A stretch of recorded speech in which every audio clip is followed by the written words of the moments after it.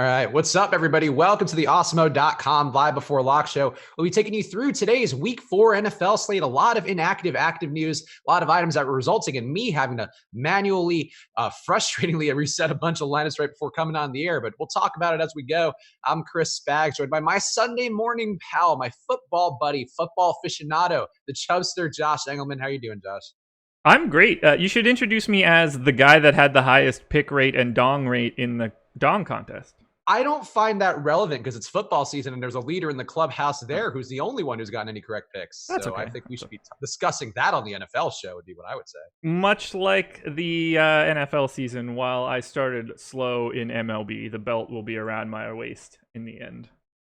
I feel like football season, you don't have enough time to make up that distance. Being down 2 is not ideal. That's not at all. But, I believe in you, though. I'm sure you'll get back on track today. We'll, of course, do our 100-yard and a touchdown pick a little bit later on in the show. And, of course, the most important contest we have here, the most equitable, the most fair, and the most brilliant contest we have here on the Live Before Lock shows. We'll discuss the standings of that, in which I'm the winner thus far. But of course, we wouldn't be possible to even do this show without our friends over at Fantasy Draft. And Fantasy Draft is the official home of rake-free daily fantasy in the daily fantasy sports industry. And they're bringing the heat once again with the $700,000 guaranteed rake-free contest, the Hooter main event, a big cause near and dear to all of our hearts here at the Awesemo channel. This is the largest and only rake-free contest of its kind you'll find for Week 4. And remember, only on Fantasy Draft are 100% of entry fees paid out to the winners. So go to fantasydraft.com right now. Use the promo code AWESEMO, AWESEMO, for your 7-day trial and $1,000 in rake-free entries. Josh, rake bad, huh? Rake very bad. Rake very bad. I have more volume going on Fantasy Draft today than I do anywhere else. Too good of a deal to pass up. We saw so many screenshots last week of people who people who are following the channel who are making some big winnings on Fantasy Draft. And that's not even me. This isn't the ad. I just happen to see a lot of people who had their best weeks or their best showings from all the sites on Fantasy Draft last week. It's been a lot of overlay in tournaments. It's a good opportunity. Less sharp lineups in there, just generally across the board. So go check it out. Go to fantasydraft.com right now. I had a mini sweat there last week. Did you? Yeah, I finished 61st or 2nd or 3rd, 60, somewhere in the 60s. That's not bad. And I had Chris Carson and Keenan Allen with 2 minutes left, both driving potentially to score. Not like it was like a real sweat, but 2 guys were still active and had the ball in the red zone at the end. So Carson got obviously nothing because he played like garbage and crushed most of my lineups. But Keenan Allen had a shot to even tack on another one. So could have been a little bit more interesting, but I'll take it. Ultimately, the week 3 was the best week I've had so far. That's good. Yeah, Chris Carson, I got him some more in my lineups after we had discussed him on the show. And I was like, or I was doing actually while we were talking, and I got some in the afternoon slate. And boy, did he kill me. I wasn't a believer in the beginning, and I kind of, I thought the volume would be there, but I don't know. I just didn't get there personally. And forcing him in did not pay off at all. I believe it. Really not good. No. It was rough. But playable today, though. I thought he was very playable last week, and he gacked it all the way. So who the hell knows at this point? We'll find out today, and let's talk about all the highest owned players at the QB position, because that is the glamour position, of course, in the way that you're going to be building a lot of your lineups top down. And it looks like, let me just make sure that do I have the most recent one? I don't know. Did we get an update within the last half hour? I don't think so. Oh, inside the last half hour? Yeah. Yeah. Okay. Last update and ownership 1151, projections 1136. All right, so we just got an update, and of course you can update your own ownership projections and all of that. If you go to awesemo.com/join and use that promo code live before lock for half off your first month of any Awesemo Plus package. Of course, we also have the weekly packages now as low as $3.95 a week. Let's go check that out right now. All right, I got my stuff updated. So, all right, so it looks like now the guy we have projected for the top ownership on the slate is going to be, perhaps no surprise, Patrick Mahomes going into a dome game for the first time in his NFL career. In college, he played in one, had 600 yards and 6 touchdowns in that game. He's going against a Detroit team, a defense that's not the best, and also playing with a little more pace this year, not quite killing the clock as well as they did last year. So, Josh, how are you playing Patrick Mahomes? Because I actually ended up on more of him than I would have thought I normally would, because this spot for him, just like the ceiling seems unlimited. In a dome game spot against a Detroit team who's not that good defensively, but could also put up some points offensively. Yeah, I don't have a ton on Yahoo I think I have him in 2 lineups. I think he's a little over-owned there. Per our top stack tool, that's the same thing. I expect to be relatively neutral to the field on fantasy draft. It's just too good on fantasy draft. Top stack odds by double, basically, on FD2, similar to Mahomes' ownership. So he's just a really hard guy to get away from. Yeah, I mean, the upside is gigantic, and the price is still reasonable enough. I mean, I don't know how high we could see him go. Like, it seems like he could actually get into the 8K range just to try to nerf his ownership a little bit. But until that time, I mean, I found ways to get to Watkins, Kelsey stacks with Mahomes still because of the value that we have on the slate, especially with some of these injuries we have with Trey Quinn, a minimum price guy, Dontrell Inman, a minimum price guy. You can kind of force in there. There are some ways to get there. Even if you just go to the Wayne Gallman tier of running backs, you can also find ways to get to that stack. So I don't know. The upside's huge. And I guess who would be your preferred targets? Because the ownership, it looks like it's going to Sammy Watkins and Travis Kelce, as you would expect. But Cole Hardman's been getting a good amount of work as well. Demarcus Robinson still seeing routes, not maybe as high of a ceiling as he had in that one game, but still a guy's in the mix. I'm more focused on Kelce and Watkins than anything else in that group. If Hardman and Robinson continue to beat me, so be it. I'm going to try to bet more on the high end talent there. Yeah, the target share is still definitely favoring Watkins. A 28% target share for him, a 22% target share for Kelce, and it's much lower for Robinson and for Hardman. But I think it's tough. I think for Kansas City, it is sort of a situation kind of like the Rams, where people tend to now it seems like are avoiding the Rams more often than not because they just don't know which guy's going to go off. I think people are now thinking it's going to be Kupp, but that has been a situation where their ownership comes down. I think that could be some of the things that we're seeing with Kansas City, where after the last few weeks, we had Sammy Watkins kind of being quiet, Kelce being solid, but mostly quiet, and then Hardman and Robinson exchanging these big games. So maybe people are scared of kind of doing that full stack of the way that you would want to see. Yeah, they're the one team that you're afraid of always, right? Like you're not anything that you see on your phone pop up, you're like, yeah, of course it did. Like there's a not like I wouldn't even I'm not serious when I say this, but if you told me that their left tackle scored 2 touchdowns because like he just went crazy and they ran a bunch of tackle eligibles, like all bets are off. Mahomes can throw touchdowns to anybody. Yeah, there's somebody. Andy Reid might get one in the red zone. Who knows? Deon Yelder is apparently the tight end who pops up for me as the number 2 tight end in terms of pricing, and he hasn't gotten a target this year. I didn't know his name. I realized Demetrius Harris isn't there, or Damian Harris, whoever the tight end was last year.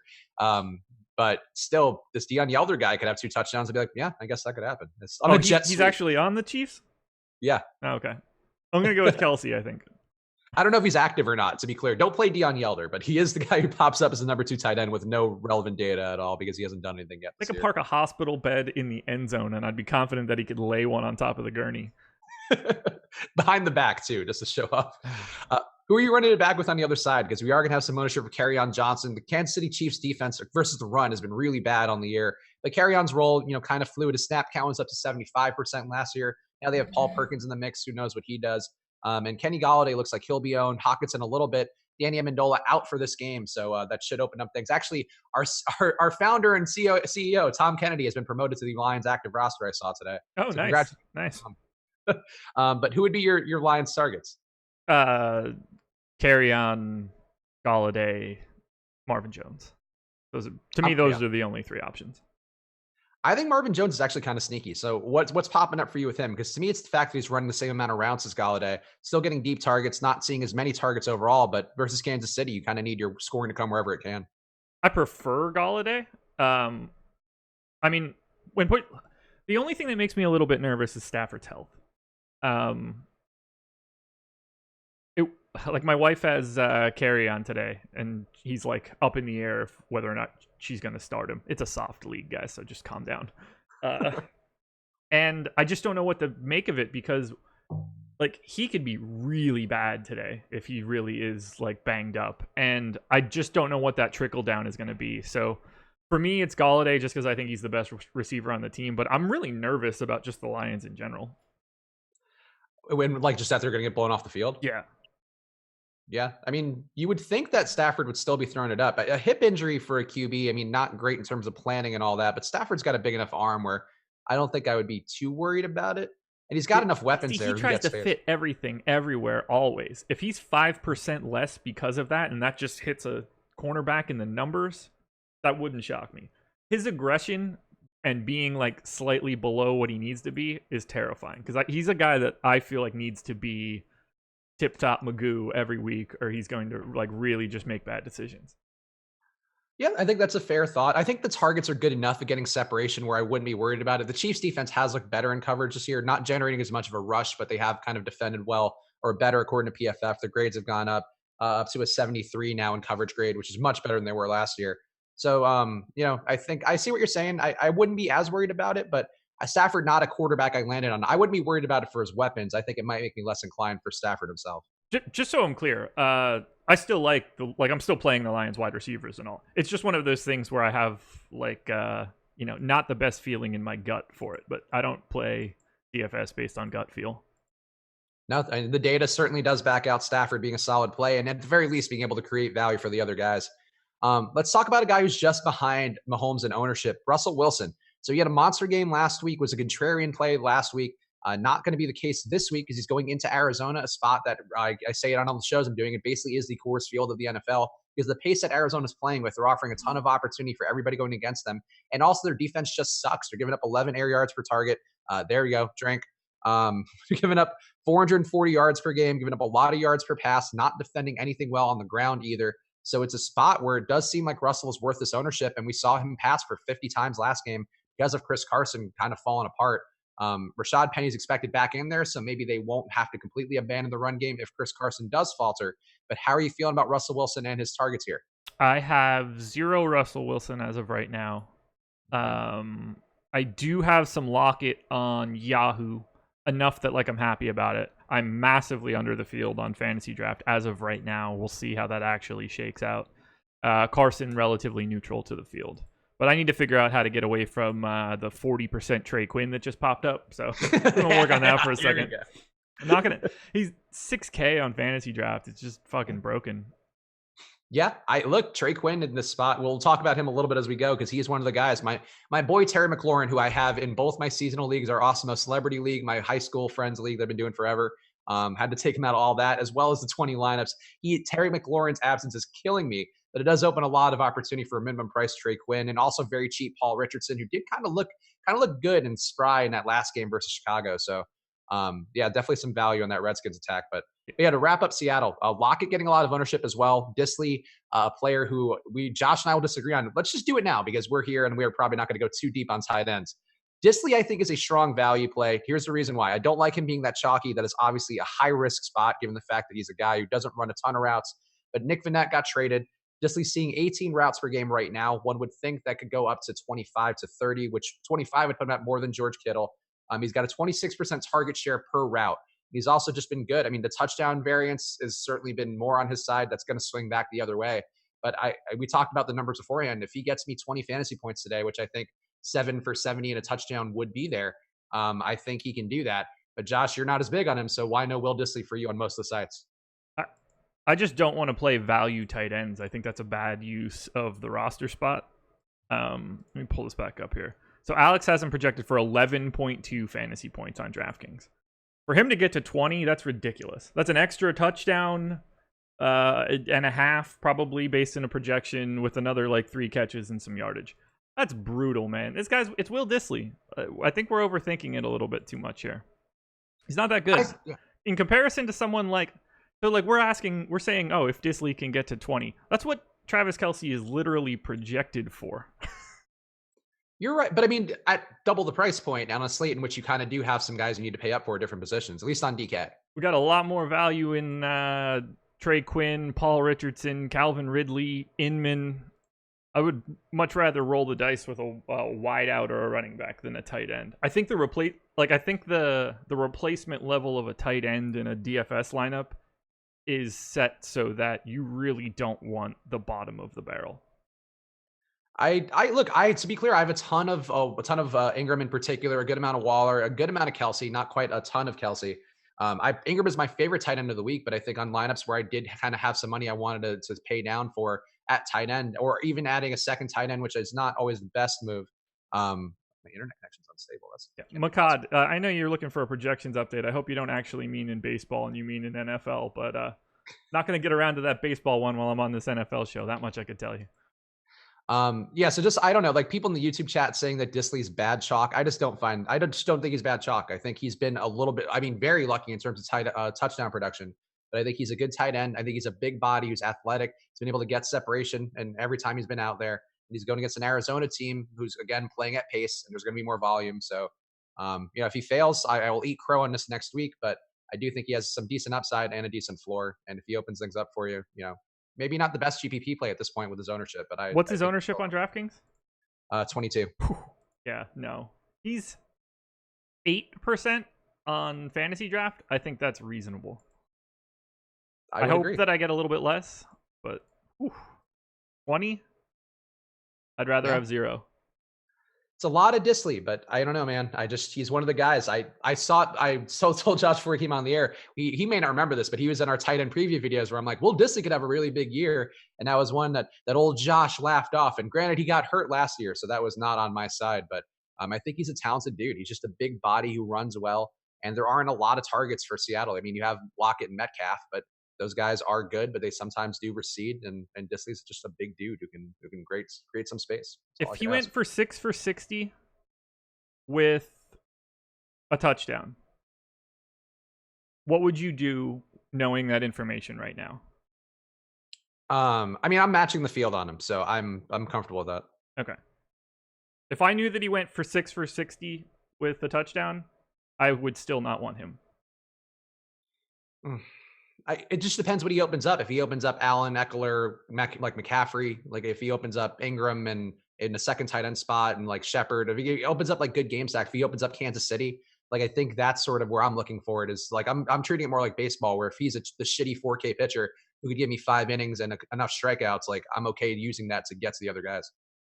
I don't think it's the same. I don't think it's the same, but I think that's the best analogy.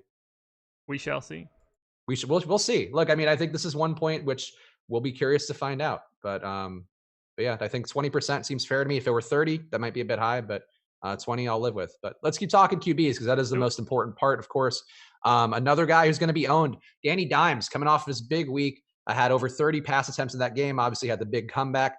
To me, didn't look great under pressure. It did look great in respect that he hung into the pocket, but didn't have a great feel for pressure. That said, Washington not bringing pressure at all. Also a very bad coverage team.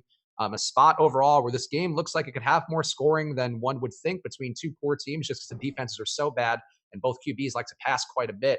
How are you feeling about Danny Dimes here, given the fact that he is going to be a chalk play after literally a one-game sample size when people think he's now great? Yeah, I'm going to have him. Matchup helping out quite a bit. Not exactly getting a tough one today, in my opinion.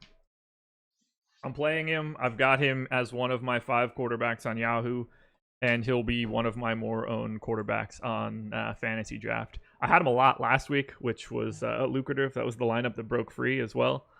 Wouldn't shock me at all if he sucked. Because let's be clear here.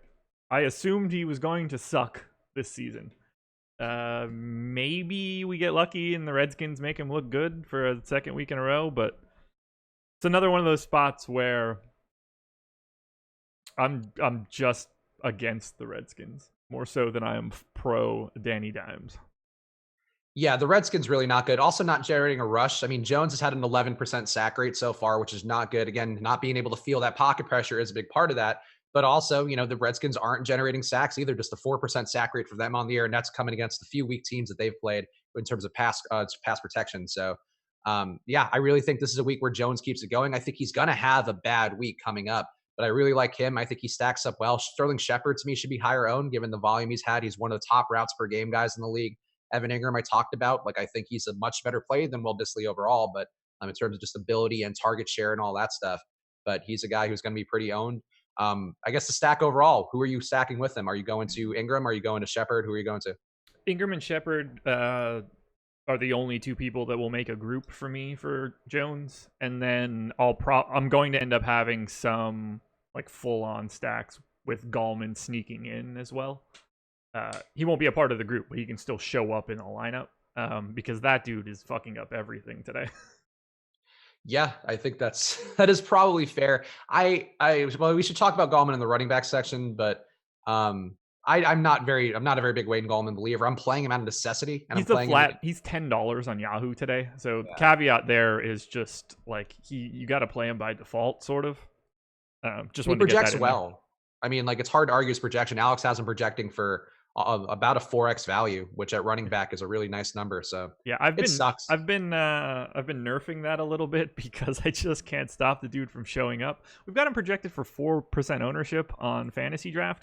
I'm getting him in like 40% of lineups. I don't know what to do. Yeah, I mean, he's just a good value play. It does make sense. But it's a tricky spot, but if he shows up in giant stacks, I'm totally cool with it. But he's not a part of group, so he's not going to skew Danny Dimes like that for me. Thank God. So I'm curious how you feel about the QB on the other side, and actually a projections update. I don't think we got one yet. Actually, we might have just gotten one for that might include McLaurin being out. Case Keenum. We already have that, by the way. Okay, good. So let me put that in now. Case Keenum's a guy who I like a lot of. He projected better, I'm going to presume, than he probably will right now. Let me just see real fast on Alex's projections. Because he had him as like a 4x value at QB, which is he came down a little bit, so not as much as you would think. The Giants defense just has been so bad versus covering the pass, and Keenum is throwing it over 40 times a game. If he gets down, he's still throwing it. I mean, there's probably some risk, I guess, that maybe Haskins could come in if that has been a thing the media's talked about a lot this week, with there being a bit of a disconnect with the coaches and the ownership in terms of playing Keenum or Haskins. But I think he's in a really nice spot here. I think they can keep it competitive. I think Keenum has been playing pretty well. He has a 69% completion rate, which, of course, a very nice number to hit. And I don't know. I think he's good. So how do you feel about Case Keenum? I'll probably have like a couple lineups with him. I'd rather have 0 because I think he sucks. I mean, I don't think we have anything to worry about with Haskins coming in. If Haskins comes in, it's because Keenum's terrible or the Redskins have been terrible. He's not coming in if it's going well. So right. I don't think that's really... If he's coming in, you were already dead.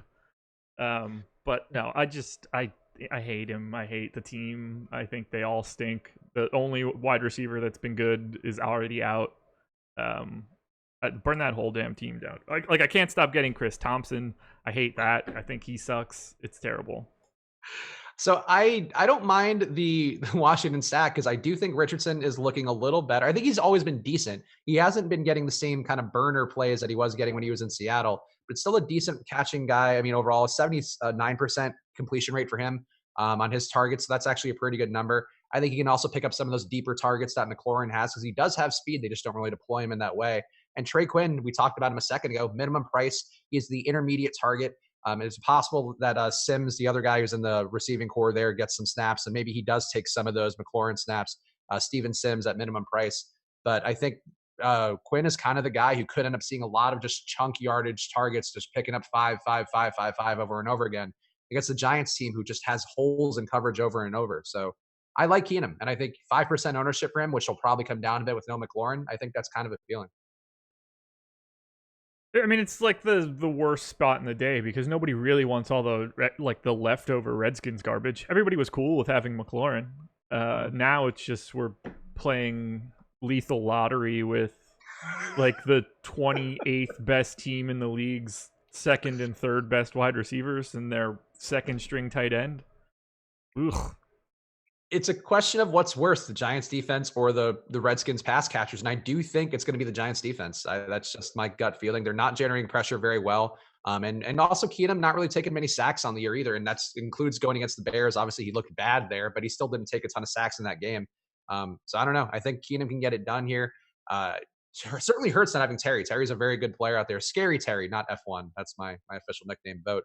But I think going with Scary, it's already a nickname. But Terry Rozier didn't deserve that.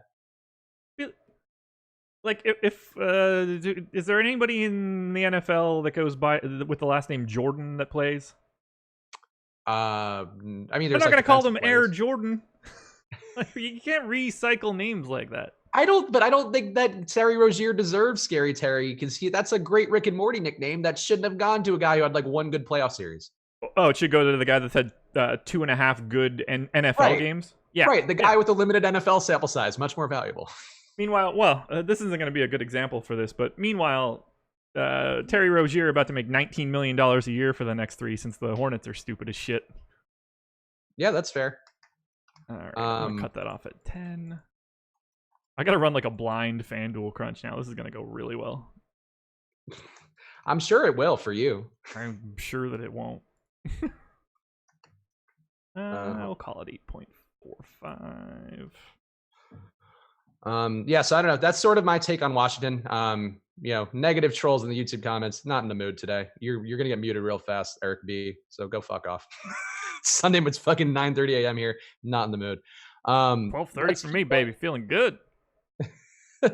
No, don't bury the Redskins because I just whatever. I hate that shit. I will bury the Redskins. They stink. But I feel comfortable saying that because I have Redskins jerseys hanging in my closet. Anybody else QB-wise you're getting here? Because it looks like the ownership falls off the cliff after Daniel Jones, and you got Deshaun Watson getting 7% on DK. Nobody else jumping out on the other sites either. Anybody else that you're getting at any appreciable amount? Tons of Phillip Rivers. That one's not going to change. I'll have like infinite Rivers on Fantasydraft. My 5 quarterbacks on Yahoo are Matt Ryan, Lamar Jackson, Jameis Winston, Danny Dimes, and Mahomes. But Phillip Rivers was probably going to be my most exposed quarterback on Fantasydraft. Yeah, okay, that's fair. I think Goff is an interesting play today. Being at home in a spot where there should be some scoring. I mean, a very high team total for the Rams, and he's going to be pretty low owned. I think another spot where we talked about where people just don't know how to stack up the Rams, under 5%. How are you feeling about him overall, I guess, like relative to the field? And who would be your stacks with him? I mean, all of the 3 wide receivers, and that's it. Okay, that's fair.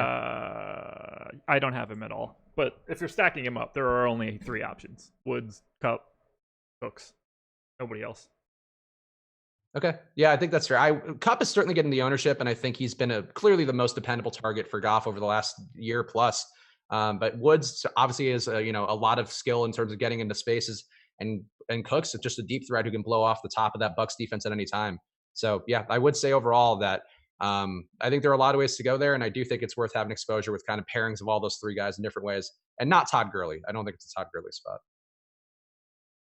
God, I hate this shit so much right now. What shit are you hating? Just trying to not get Trey Quinn, and it's becoming really difficult. Yeah, he's worth it. Get some Case Keenum in there too. Some Case Keenum, Paul Richardson. I'll pass. Vernon Davis. Well, a vintage Vernon. Can I interest you in a vintage 1982 Vernon Davis? Nope. I mean, you can barely interest me in Trey Quinn. 33 routes per game for Vernon Davis. He's out there, baby. He will be in 0% of my lineups. I assume I cut him out of my player pool. Great pivot to Will Dissly at this price point. I mean, everybody's a great pivot to Will Dissly at the same price point. You are a son of a bitch. A bad GPP play on DraftKings. Gotta be honest. I'm gonna have some.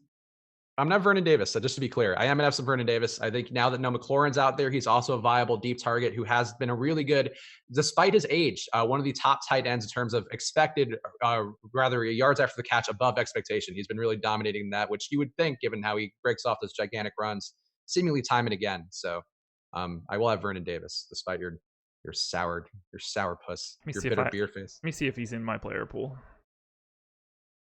Should be. He is actually. He is. Damn right. Unowned. Ugh. All right, let's do the 100 yards and a TD picks because it is that time. We're at the halfway point of the show, and hit that like button because that's the only way that Josh will get a correct pick this week is your positivity. The power of positivity carries us so far. Josh, you are so far down the hole with my 2 correct picks to your 0 and Emacs also 0. Who is going to be your guy for this week? Also, you not getting on Ezekiel Elliott, hilarious. Is that who I had last week? I don't even remember. You had 120 yards, but no touchdown. Okay. Give me Keenan Allen. All right. I mean, I'm going to have him in like 95% of my lineup, so. All right. I'm going to go really outside. I'm just going to troll. I'm going to go really outside the box this week and go back to Christian McCaffrey. There you go. Yeah, so ignoring whether I'm getting them right or not, the NFL version of this is so much less fun. You got a home run with Giancarlo Stanton on Friday. You can't even say that. Yeah, I did. A guy who you mocked, you'd be like, oh, but Spag's a big Stanton every day, and then you pick Stanton for the last day of the year. You're lucky I wasn't ahead, or I would have made no pick whatsoever on stream. Like I was going to do on Thursday, which I should have just done. Not that it mattered anyway, because still. What would you sitting out and making a pick going to do?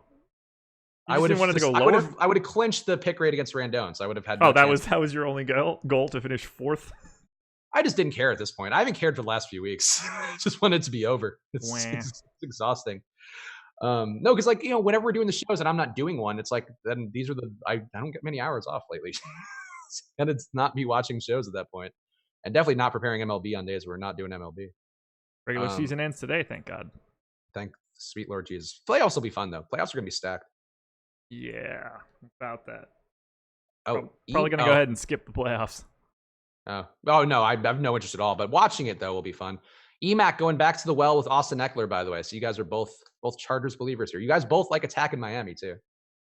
I mean, that should be like a really obvious thing, right? Yeah, or just going to Christian McCaffrey. Also very obvious. Oh yeah, and also congrats to EMAC. He did win. Did he win all the stuff for the donk picks? I just closed the sheet. I don't know. He didn't win pick rate. No, he didn't win. Well, unless he got one on Friday, then I didn't notice. Well, I thought I was the only one that got one. I don't believe so. I didn't go back to check. I just know that I definitely got one. He had Austin Meadows, who I don't believe had one. I know Gleiber didn't. Right, well, either way, yeah, EMAC a totally fake crunch right now on FanDuel and just hope for the best. Either way, EMAC did pick up the win in the dong picks. He ended up with, just in case you guys have been following that all year long, it's 34 total dongs, 31 correct picks. EMAC wins both those categories, and Josh won pick rate. But again, getting lapped in the NFL concepts. That's what matters. That's fine. We'll be all right. All right. People, the YouTube chat ornery today with trolling. YouTube chat's got a lot of people. They should hit that like button. We got 1,100 in here right now. Jeez, good for us. I know. We're going to have 400 people leave if you keep yelling at everybody. Oh, they're trolling you now, but of course they're trolling me. I don't care. I just don't need people saying incorrect things. Like I've been nailing my on-show takes. My lineups have not been the best so far, but I've been nailing my on-show takes pretty much every week thus far. Let's talk about the rushing game here, because we do have some chalk ownership, obviously, for a bunch of guys here. One of which is going to also be EMAC's pick, Austin Eckler, going to be the chalk running back of the week industry wide. Price is up everywhere. We got the Melvin Gordon issue, with a lot of people seem to want to talk about. The reports most recently are that he is going to be getting emergency touches only. Obviously, who knows at this point, given the litany of misinformation and incorrect information and changed information that's come out with this stuff so far. So I think that there's a situation here with Eckler where I don't really know what to do with him, but I'm going to just play him and hope for the best.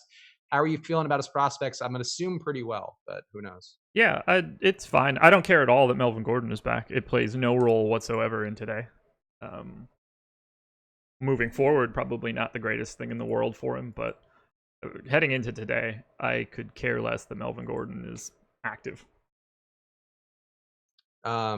Yeah, I mean, him being active doesn't seem like it was a great sign, but that has been the thing they said was going to be the case throughout.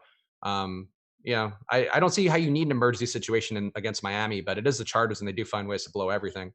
Yeah, the emergency situation is if the camera falls off of one of those cables and hits Austin Eckler. That's the emergency. Yeah, that would be a substantial emergency. If he had to, never mind. I'm not going to make that. Although I don't know if I didn't get it. I was out for a walk with the wife during the Deeper Dive football show. I don't know if Ben Rossa put himself on the line. He's got an inkling that the Dolphins can sneak this one.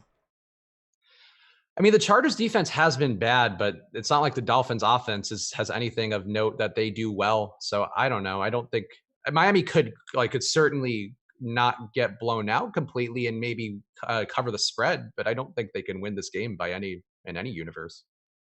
We shall see.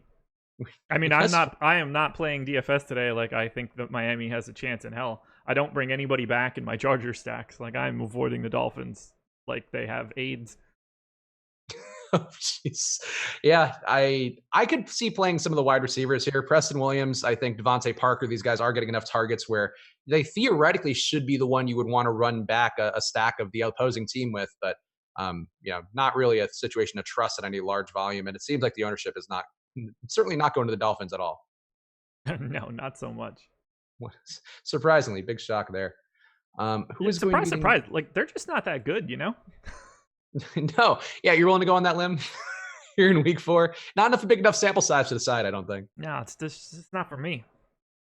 How about Christian McCaffrey? Because he's going to be the number 2 owned running back of the week. Obviously, a guy I like quite a bit. I think he's a stellar play to have in lineups pretty much every week, barring the most stout run defenses. Especially now we have Kyle Allen in there, a guy who's just a competent QB. Alex mentioned a good point, too, on the deeper dive before this, breaking down this week's slate.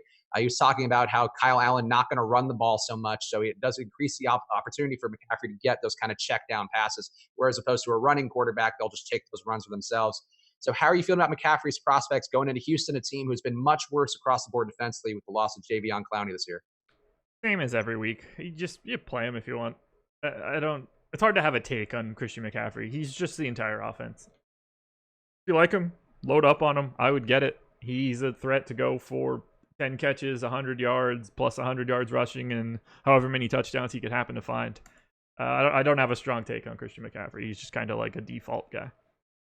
Yeah, 25 touches a game so far for McCaffrey. I think that's really the reason why you keep going back to the well with him, and his price coming up, but it's still at a reasonable enough rate to me, especially if Eckler's going to be 8K, if Dalvin Cook's going to be 8,300 in a tougher matchup.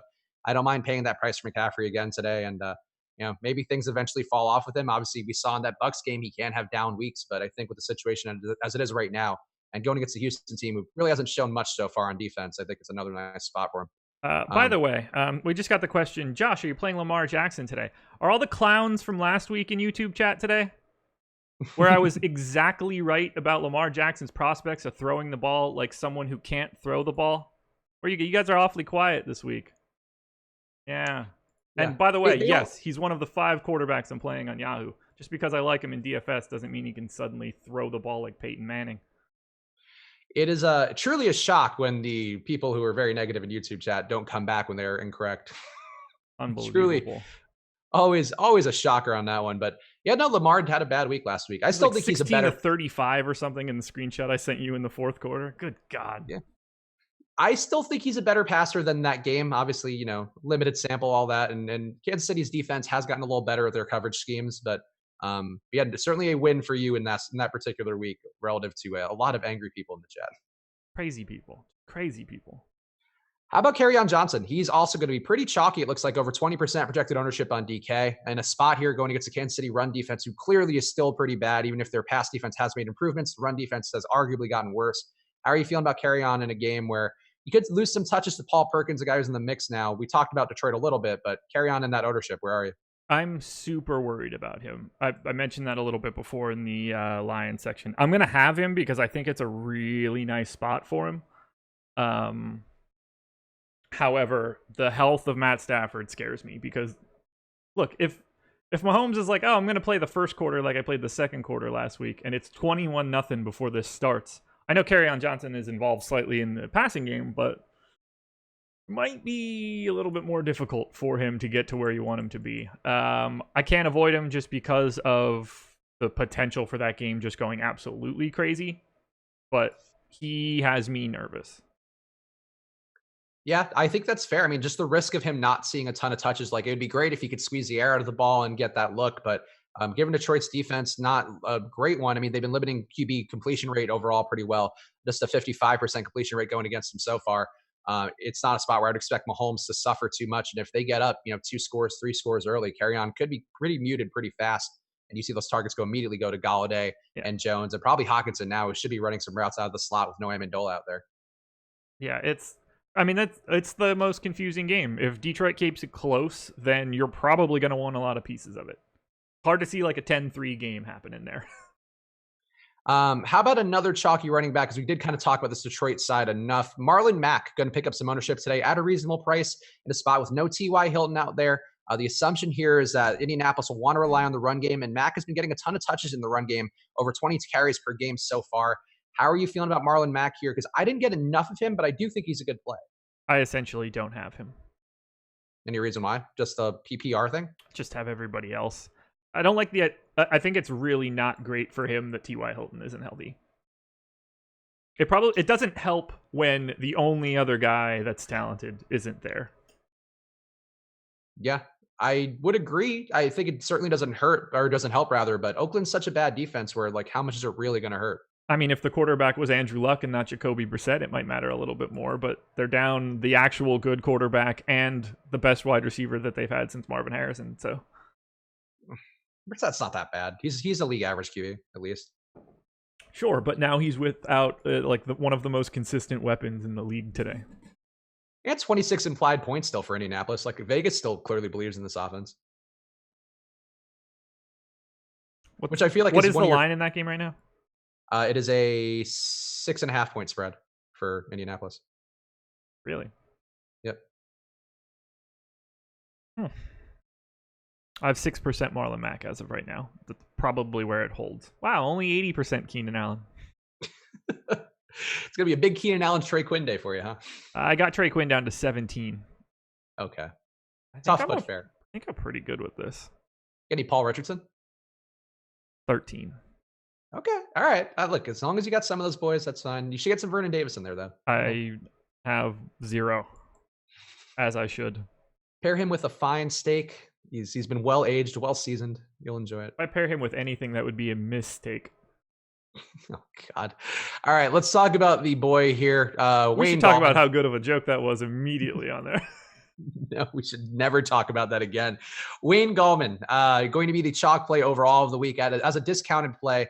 A guy not the most talented overall, but still should be seeing some opportunity that we didn't see a lot last week after Saquon Barkley went out. But the game script was favoring the pass at that point with their deficit. How are you feeling about Wayne Gallman's opportunity here? We talked about him a bit, but he's chalky. So what's your official take relative to your ownership on him? How am I feeling? I feel terrible. Nobody should want to play Wayne Gallman. Let's be clear here. On Yahoo, he's free. He's legitimately free. He's $10. He's impossible to avoid. He's 4% owned on Fantasydraft. If our ownership projections are to be believed, I have 20. I don't really see a way around that. I'm not entirely enamored with what's happening there, but I can't avoid him in total because there's just nothing else there.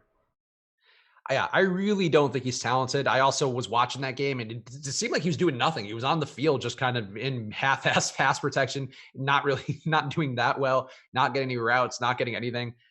Was not impressed with the Wayne Gallman experience last week. So he was actually my fade of the week on the contrary, but that's relative to the field. Like I still think you have to come close to matching where he's at just because of the price point and what he offers. I'm not trying to load up on Gallman though. I know that's sort of one of a lot of people's general takes, maybe not yours. But like, you got to lean in on the chalk play if you really do think he's got that value, and he projects well, but I don't know, man. He just sucks, and he's going to be so owned. I don't know if you said any of it. What is his price and his ownership on DraftKings? On DK, he is going to be, where did he go? He is going to be 4,600 on DK. Okay, and how owned? Crap, because we have him as Gallman Jr., so I didn't correct that yet. He is 20% on DK. Yeah, I mean, that seems about right. He's not the guy that I would want to take a stand on because the Giants stink.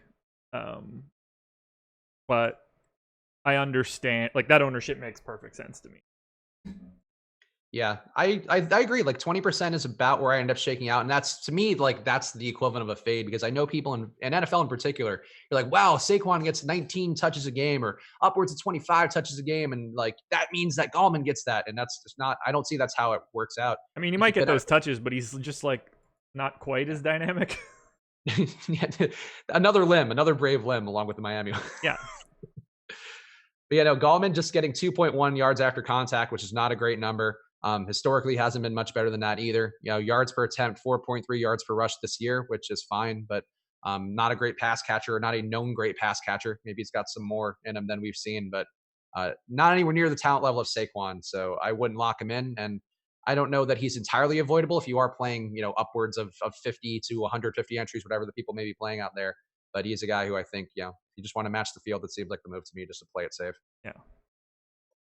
All right, let's talk receivers here. Obviously, we have talked a bit about them throughout the show, and you've talked about this guy quite a bit, but he's also the chalk play of the week. Keenan Allen, final thoughts on him as a play who you will have 80% of industry-wide? He is my most exposed play of the day.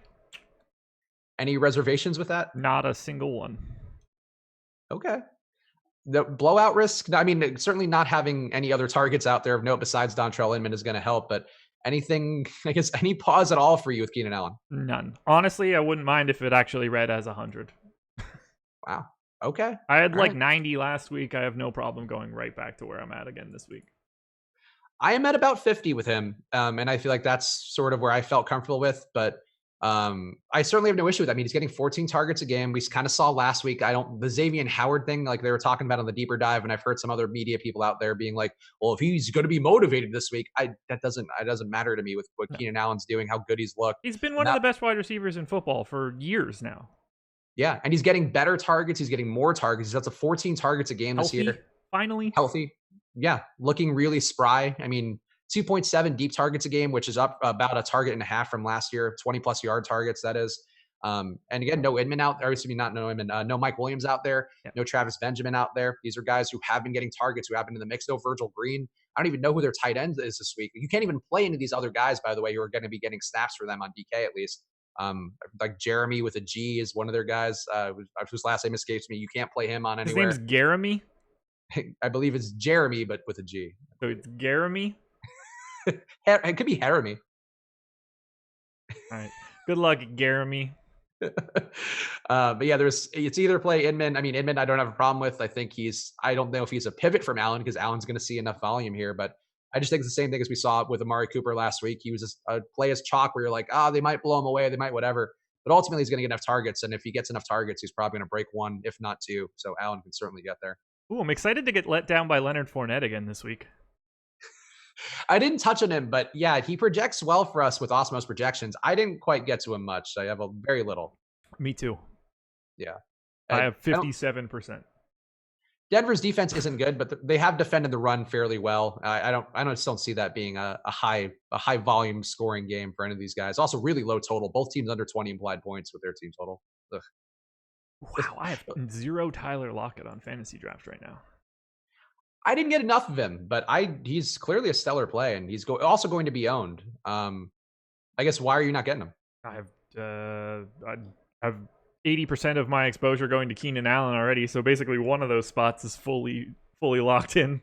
A lot of Sammy Watkins, a lot of Cooper Kupp. Just ran out of bodies. Let's see, what's his price? He is $12K on Fantasydraft at 25% ownership. Cooper Kupp is 12.2, significantly better projection than Lockett. So the guys around him, Watkins at 12.6, projected significantly higher than him. He just gets pinched out.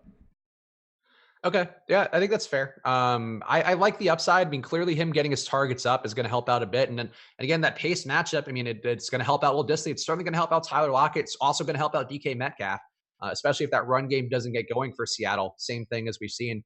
I think you can certainly go to Chris Carson if you want to get away from these chalky pass catchers and also Russell Wilson for Seattle. But just the pace for what Arizona's playing at right now. Every time a team plays Arizona, I have no problem playing any of the guys against them, especially if they are good.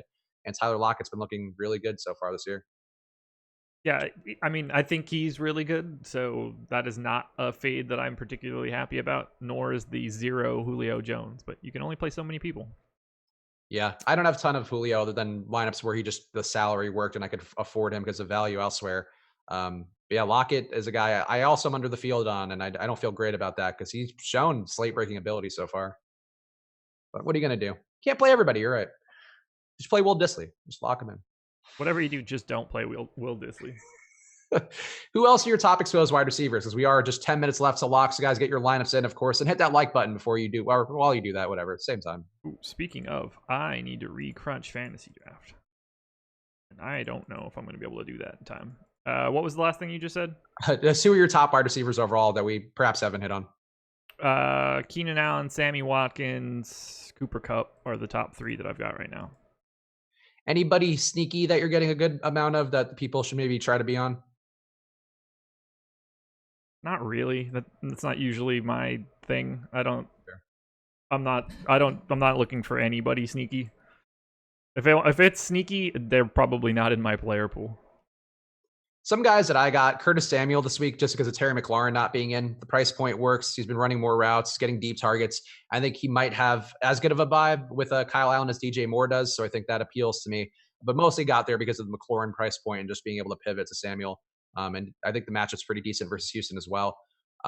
Trey Quinn, we talked about, another cheap guy. I think both he and Paul Richardson do appeal to me. I think they're nice value players who are going to see a lot more volume without McLaurin out there. There's also a lot of deep targets that are going to be up for grabs without McLaurin out there, and I think it's probably Richardson who gets them. but Quinn can certainly be a valuable underneath option. So those guys are value. And Dontrell Inman too at the minimum price. I mean, Mike Williams leaves behind a lot of routes by not being out there this week. I don't have him on my screen right now. But point being, though, Inman's already been getting some targets, and also without having Mike Williams out there should be more opportunity for him to go around. So those would be the guys I find a little sneaky. And also, I like Mecole Hardman. I'm going to put him in the mix too because he's been one of the best receivers in terms of getting separation and also the yards after catch being higher than his expected yards after catch. And on turf with Pat Mahomes and what we know of him having even more upside theoretically in a dome, I think it could be a spot where Hardman goes off. So that closes my loop. By the way, Tal the God said, why are they saying, why am I saying don't start Disley? In cash, why not? Yeah, in cash, I have no issue with it whatsoever. I don't like it in a GPP. Which is a fair take. I really, I get where you're coming from with it. I just believe in the talent a little bit more and the opportunity with more routes, but I get it. I get he's a risky play when you have guys like Ingram and Waller and all that and Kelsey out there. Who are your tight ends? Who are your top tight ends overall? Ingram and Kelsey. No Waller? A little bit less so of Waller, but Ingram and Kelsey are the two biggest ones for me. I mean, if I only had those three, I would consider that to be perfect. Okay. I'm Ingram, Disley, Kelsey is I think my fourth. Waller is probably my third. And I also some Greg Olsen too, because I'm more of a believer in the Greg Olsen thing. I don't think that was a 1 week thing. We also saw him go off versus Tampa Bay. I think he's a reliable tight end target. It does seem like the game plans have involved targeting quite a bit. He's running, he's running 34 routes per game, which is a really solid number. Good 2.2 yards per route, 25% target share on those routes. So I do like what Olsen's getting out there looks wise. And I don't mind that. And Hawkinson too, I guess worth having a little bit of just because he could see some more opportunity with no Danny Amendola out there. Not a guy I have a ton of, but I think if you are looking for a price point pivot to Disley, if you think he busts like Josh does and you don't want to pay up, I think that Hawkinson is one of those guys, along with Vernon Davis, who could be those price point pivots. Avoid all of those guys. All right, let's look at the chat, see if there are any good questions now. Defense picks. Who you're getting on defense? For me, my play of the week is the Patriots, even though it hurts me inside to go against Josh Allen. It seems very likely he turns the ball over a few times, gives up some easy sacks, probably just that's just what's going to happen. It's hard to believe anything else, even if they do hang in that game. Who is your defenses du jour? I mean, or just ownership-wise? The Vikings and the Broncos, I guess. I don't know. Whoever just shows up, I just flatten out that ownership, and whatever comes in, comes in. It's the last thing that I'm worried about. Figuring out who my position players are going to be and how that fits around them with regards to stacking is priority number one. Defense gets fit in behind that because teams like the Jets can put up a ton of points. Last week, Alex had the Dolphins in a 100K lineup. Don't overthink defense, guys. Yeah, I think also the Saints too had one of the bigger games at like 2,200 on DK last week. There was just there's a lot of ways you can go weird. I still think the Patriots still are worth paying for just because I do think there is a floor and a ceiling there. The Chargers I'm not quite as into paying for. They're like at the premium prices that both those guys are at. But yeah, I think the plays that you mentioned too. The Ravens as a mid-priced option, I think also kind of appealing given what we've seen of that Browns offense so far. And Ravens probably going to come out motivated today. Not that matters from a data perspective. McCod asking, any love for Mark Ingram? I have some. He's just kind of at a weird price point where I didn't get a ton of him, but I did make sure to get some because I think the upside's pretty big for him in this spot. Did you land on any Ingram? I assume I have none, and then I'll curse when he scores 3 touchdowns in some trolly fashion again this week. I don't see him as someone that I have any interest in, but I don't trust it. Yeah, I think the volume is a little bit hard to trust, and the 3 touchdown upside certainly not going to be there every week.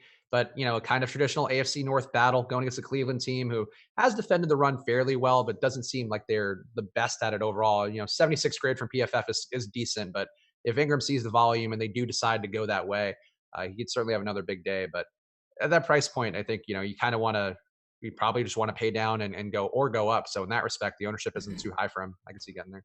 I have 231 lineups on FanDuel today, and I don't have Ingram in one of them. Man, you're just not an Ingram believer.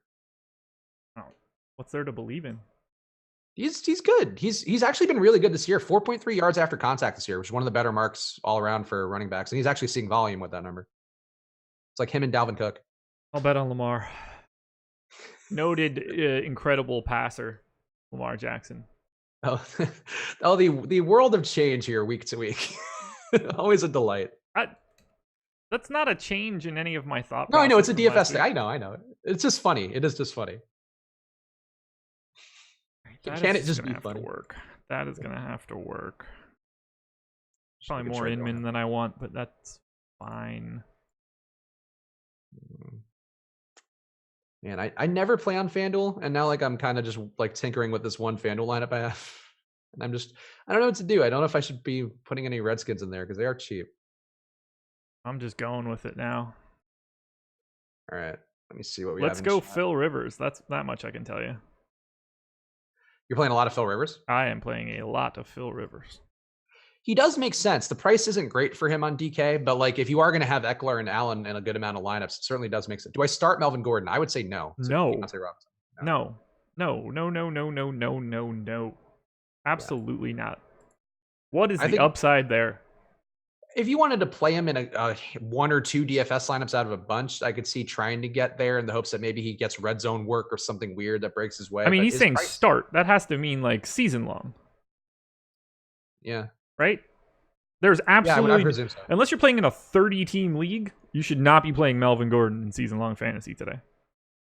Or you just have nobody. Like in our Awesome Celebrity League, I was starting last week Frank Gore, which was fine. But like my running back situation is dire. So like I could have seen doing it there if I had him. But yeah, no. What went wrong? I had the 11th pick in the draft. That was what really screwed me. I just mean like what would have to go wrong for your team to get to Melvin Gordon starting in a season-long league today? What would what do you think he starts in? 1% of leagues? Probably, I know, because season longs are going to be a little more fishy, so probably 10%, maybe 20. Craziness. Yeah, that's just how it goes. But yeah, I would not do it. In a Millie Maker type situation, I mean, I'm still not a Giant fan, but I understand it more from a DFS perspective. Yeah, in a Millie Maker, if you're entering 150, if that's your one lottery ticket lineup, I wouldn't do it there either. You need to approach season long a little bit more cashy. Like you don't need to beat everybody. It's like trying to win a 50-50. Yeah, better floor and with some hope of ceiling is generally what I would hope for getting a 0 is a lot worse than getting a 0 in season long is very problematic. Brew Crew 09 asking Russell Wilson or Jared Goff. Who would that be, assuming that he would be stacking him up as well? I guess Goff. I don't think I have either guy. I would think Goff too, especially accounting for ownership. I would think Goff. I have 1 share of Goff and no Russ, so I guess Goff, but pass on both of them. Yeah, I have Goff and a little bit of Wilson, but more Goff, so I would be Goff for me. All right, checking all the chats for anything good. Oh boy, 93% Keenan Allen today for Dagumba in our premium Slack. That's a lot of Keenan Allen, man. I like it. It's just so scary for football to be like that heavy over the field on a guy. Even though like I do it sometimes, but I just like if he gets hurt or something, or if he gets like one of his classic Keenan Allen situations where we see him on a cart looking sad, then you lose this week. You People lose every week doing all sorts of other stuff that's normal. If I'm gonna lose, I'm willing to bet my money on one of the best wide receivers in the league in arguably the best spot in the league. It's precisely how I feel about Will Dissly. Yeah, that's slightly different for me. Swole Depot asking Cooper Kupp or Sammy Watkins. Who would you pick out of those two? That's tricky. I have more Watkins on Fantasydraft right now. That's FanDuel. I have more Cooper Kupp on Fantasydraft right now. I have them both in a decent chunk of lineups. I would probably lean Kupp. I don't know. Both situations are kind of scary. There's so many additional people that, you can see it going incorrect on both sides, but probably Kupp.